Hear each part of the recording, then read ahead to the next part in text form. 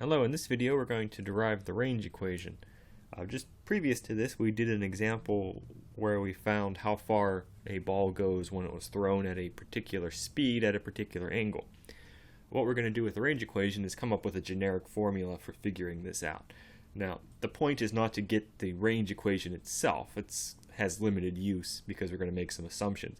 The point here is to look at how to work symbolically, tying together what happens in the vertical and horizontal direction. So let's start with our simplification here. We're going to assume that y initial is equal to y final. In other words, our ball or whatever was thrown lands at the same height that it started.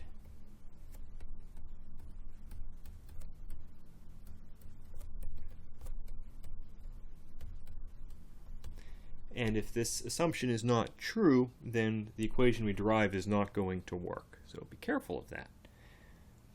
So let's start with the range. The range is how far we go in the x direction. And that's equal to v initial x times t. And let me clean that up.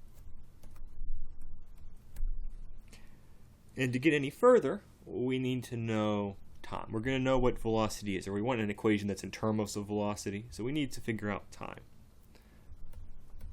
So we use the y direction to get time.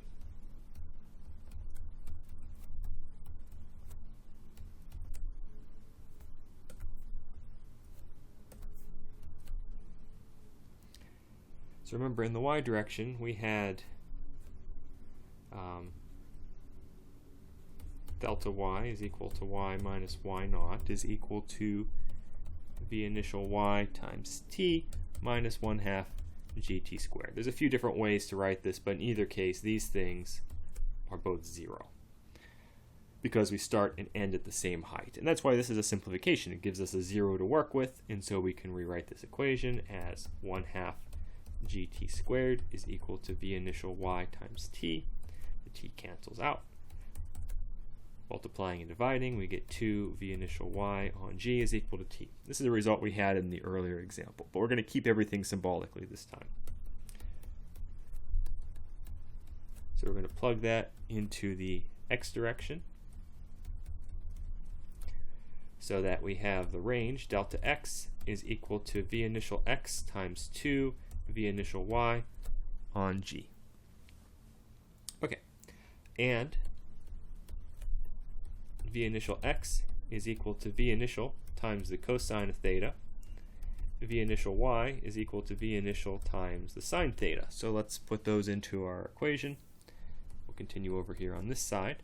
So delta x is equal to 2, and we have v initial times v initial, so v initial squared times sine theta times cosine theta, and then divided by g. Alright, now we could stop there, but we can actually take this an extra step. So we have a nice little trig identity here. It turns out that 2 times sine theta cosine theta is equal to sine of 2 theta. Okay, we won't prove that, but you could find that in a trigonometry book, or really on Wikipedia. They'd run you through how you find this one.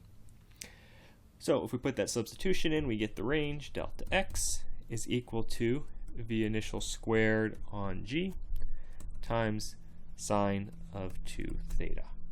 So there's our equation.